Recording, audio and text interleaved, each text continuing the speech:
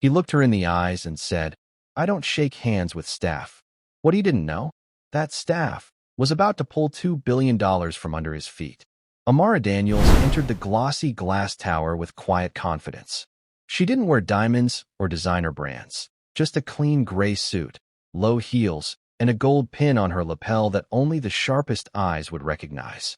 She walked into the executive conference room, where billionaire Charles Grant was preparing to pitch for a $2 billion investment. Amara wasn't his assistant, and she wasn't there to take notes. She was the lead investment officer of one of the most powerful funding groups in the country, a quiet giant behind dozens of tech empires. As she extended her hand to greet Charles, he looked her up and down with a half-smile and said, "I don't shake hands with staff." Then he turned and greeted the white junior associate standing behind her. A few people in the room froze. Some looked down awkwardly, but Amara didn't flinch. She slowly withdrew her hand, nodded politely, and took her seat without a word. Inside, she wasn't angry. She was steady. She had seen this before. She knew how men like Charles measured power by appearance, by assumption, by skin. What he didn't realize was that he had just dismissed the very person who held the key to his deal. She watched him talk, watched him brag about projections and global reach, but none of it mattered now. This wasn't just about numbers. It was about how he treated people when he thought no one important was watching. Amara took out her tablet, opened the deal folder, and began her review. With one difference. She already knew the answer. Charles had shaken hands with everyone in the room, except the one person who could make his empire grow or disappear. Amara sat through the presentation with a composed expression, her face unreadable.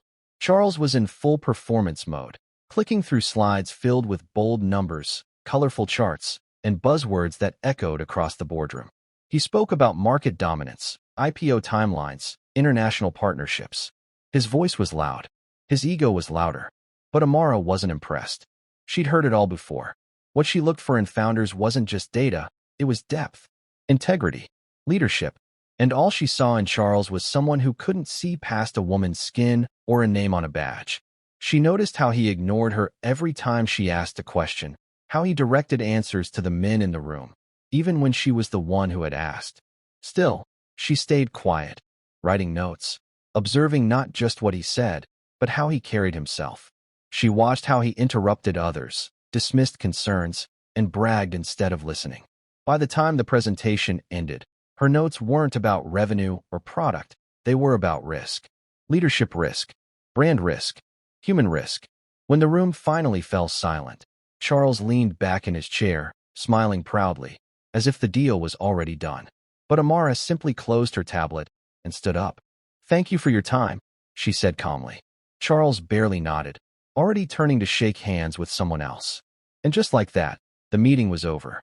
No one in that room realized what had just happened. But Amara had made her decision, not out of emotion, but out of experience. She didn't need to raise her voice or prove her worth. She had seen enough. And in her world, quiet decisions often carried the loudest consequences. Back at her office, Amara walked into the boardroom where a few senior partners from the fund were waiting. She didn't bring slides or a presentation. She didn't need to. These people trusted her judgment. They always had.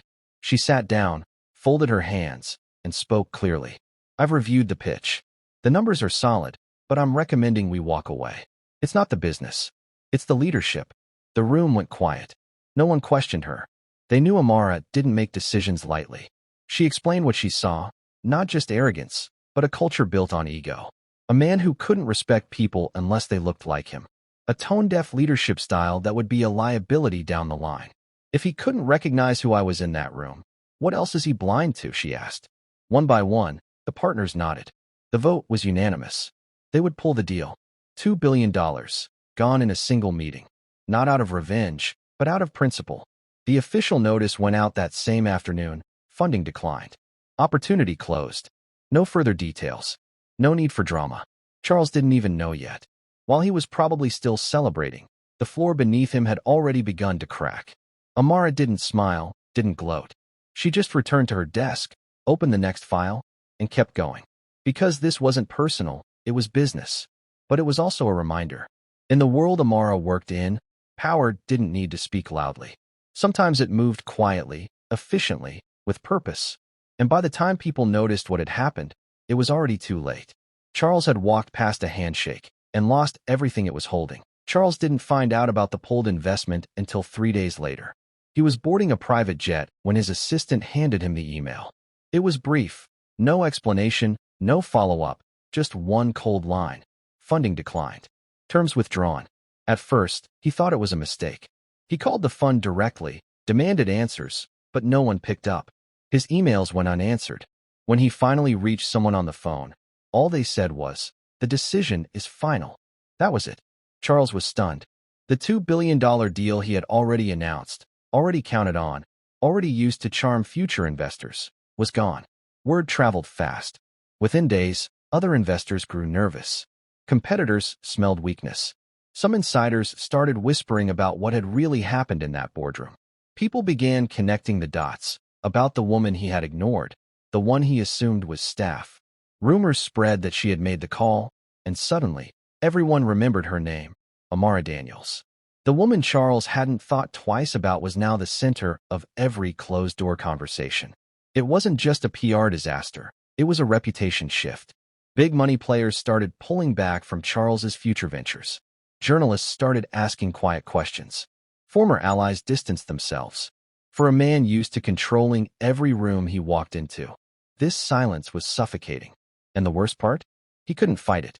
Because no one was publicly attacking him, he had done it to himself. Disrespect doesn't always explode. Sometimes it just echoes. And now, everywhere he turned, Charles could feel it. That moment he dismissed someone who held the keys. He thought she was just staff. But that moment at the handshake? That was the exact second his empire began to crack. Weeks later, Amara Daniels stepped onto the main stage at a global tech leadership summit. Cameras flashed, industry giants sat in the front row, and thousands of eyes turned to her.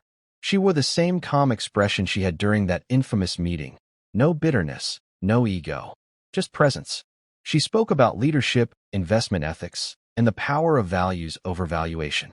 No names were mentioned, but everyone in the room knew what had happened. In this industry, she said, people love to talk about disruption. But real disruption begins with how we treat each other, especially when we think no one is watching.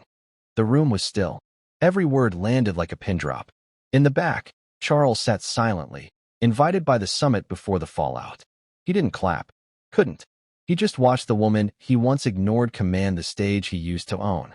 Amara didn't look at him. She didn't need to. Her voice carried further than any handshake ever could. After the event, a group of young women, some in suits, some in hijabs, gathered around her. They didn't ask for autographs. They just said thank you. Because they saw in her what so many had been waiting to see for years. A woman who didn't just make space. She protected it. Amara later declined 3 TV interviews and went straight back to work. She didn't want fame. She wanted change. And quietly, she started building a new fund, one that would back leaders others might overlook. People of color, women, immigrants, dreamers.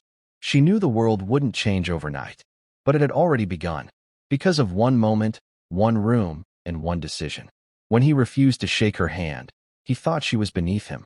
But Amara wasn't reaching for his approval. She was offering him a chance, one he never got back. The next morning, the branch opened its doors under new leadership.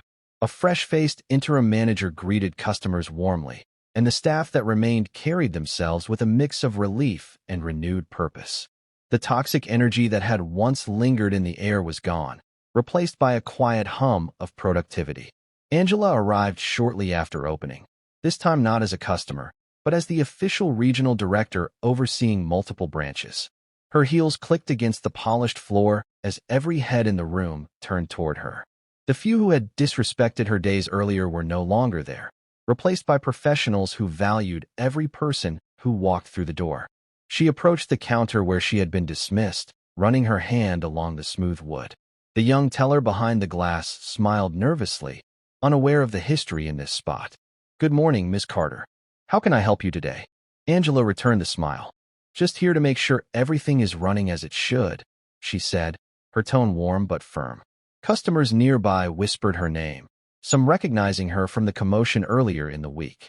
Before leaving, she addressed the staff, her voice carrying a message that was both a warning and an inspiration.